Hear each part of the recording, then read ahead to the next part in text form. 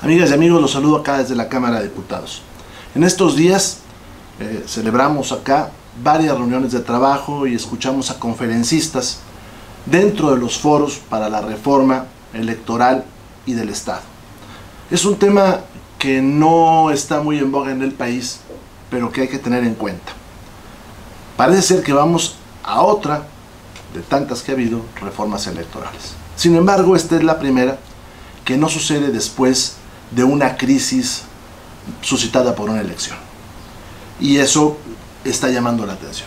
Por otro lado, porque se están poniendo sobre la mesa algunos temas que cambian el modelo completamente y que a mi juicio afectan a las entidades federativas, al pacto federal y a un país que es distinto según las regiones donde estemos y donde hay estados que aportan muchísimo más a la federación que otros. Por eso yo les pido que pongan atención a lo que hoy se discute en la Cámara y les dejo la respuesta a dos preguntas que yo hice especialistas. En los siguientes días estaremos abordando estos temas y los mantendré informados. Gracias. Nación, tiene el uso de la palabra para formular su pregunta el diputado Rubén Moreira. Por favor. Son dos preguntas, una para el maestro Jaime Cárdenas. ¿Usted cree que en este momento hay una crisis en nuestro sistema electoral que considere pertinente y prudente un cambio de modelo de nuestro sistema de administración de las elecciones y nuestro sistema jurisdiccional en materia de las elecciones? Esa es la pregunta. ¿Estamos en esa crisis como para en este momento plantearnos suprimir OPLES, tribunales, todo esto? Y para el maestro Cárdenas, una pregunta. ¿Qué opina usted de la distorsión que hay en el Senado, en la representación? Si nos vamos a la cuestión del 17, el Senado representaba a los estados por igual.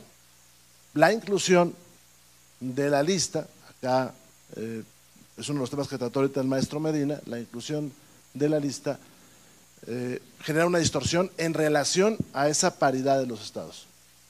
La inclusión de la minoría, la primera minoría, genera también una distorsión en cuanto a la representación, si se tratara de representación.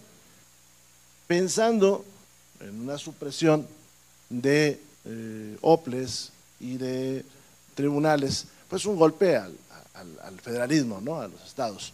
Pero por el otro lado, ya los estados no están representados en forma igual en el Senado. Y termino, esas son las dos preguntas, termino con una conclusión.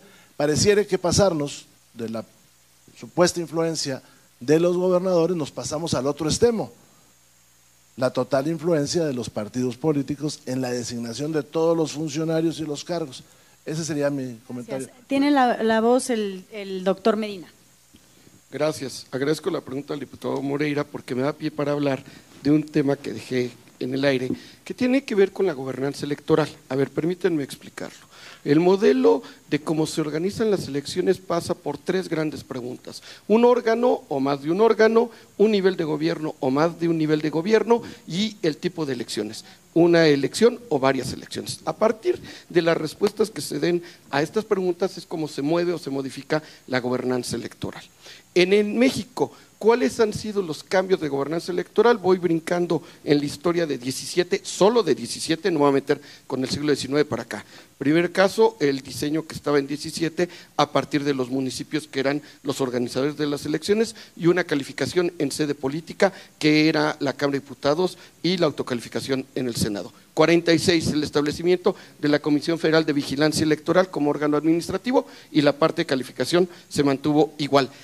Y ojo, 46 es la transformación y la creación del PRI y el inicio del civilismo en México. 77, producto del resultado de la elección presidencial de 76, un solo candidato, un solo partido, sin oposición. Fue la creación de la Ley de Organizaciones Políticas y Procesos Electorales, estableciendo una comisión nacional, la Comisión Federal Electoral, en el seno de la Secretaría de Gobernación y manteniendo la calificación política. Como verán, hasta ahí no cambió.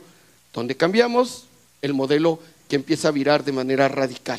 Pues a partir de la reforma de 86 y la elección de 88, el establecimiento de un órgano administrativo en su momento no autónomo, después va a ser autónomo a partir del 96. Comprenderán que me estoy refiriendo al IFE, y ese fue el cambio anterior del modelo y el establecimiento de un tribunal electoral y tribunales electorales subnacionales, primero de carácter autónomo.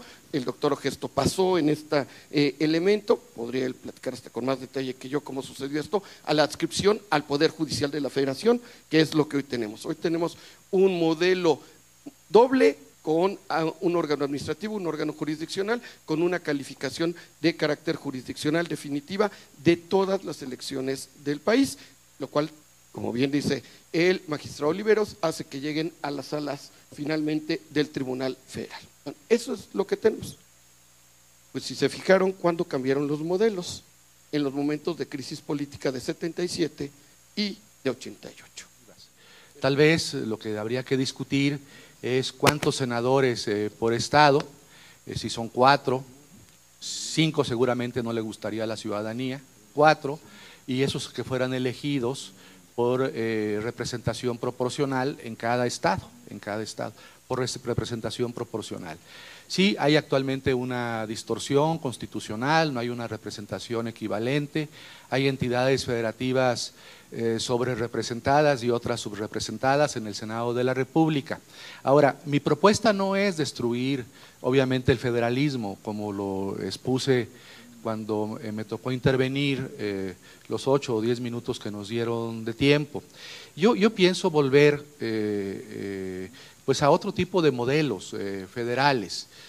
Por ejemplo, este tema de las leyes generales, algo debe ser discutido muy seriamente, porque se empezó a utilizar en la época que gobernaba pues el PRI, con Zedillo, o antes, ¿no?, con Salinas, y se profundizó, sobre todo con Calderón, y también el actual gobierno está empleando el tema de las leyes generales para absorber cada vez más competencias de los estados y de los municipios. Aquí yo creo que es importante tener, yo pondría 2 referentes. Por ejemplo, a mí me gusta mucho a nivel teórico, académico, el modelo alemán. En el modelo alemán hay facultades expresas de la federación, hay facultades expresas de las entidades federativas, de los Länder, no hay un 124 como en nuestro caso, y luego están las atribuciones concurrentes, pero en las atribuciones concurrentes puede legislar el Estado, si la federación no lo ha hecho. Y algo muy interesante del sistema alemán es que toda la competencia, por ejemplo, legislativa puede recaer en el Congreso Nacional, en el Bundestag y en el Bundesrat. Pero todo el ejercicio de las facultades, el ejercicio administrativo, la operación de las facultades es local, es estatal y municipal. Es decir, la federación solamente se ocupa del tema de la defensa, de la política exterior, de controlar los índices macroeconómicos del Estado, pero todo el ejercicio, la educación, la cultura, la salud, todos los temas, las vías de comunicación en general, ¿no?, salvo algunas que son de carácter federal, son estatales y las ejercen. Entonces, además hay un sistema distinto de distribución de recursos. Yo pensé que cuando ganó el presidente López Obrador la elección, iba a haber una gran coalición de gobernadores de oposición si pudiera concluir, a Morena, por favor, termino doctor. con esto, e iban a exigir una reforma profunda a la ley de coordinación fiscal para establecer un reparto más justo de los recursos fiscales entre la federación y los estados. Yo pensé, bueno, si yo fuera gobernador del PRI o del PAN, yo pediría un 50-50, 50 del reparto de los recursos a la federación y 50 a las entidades federativas y municipios.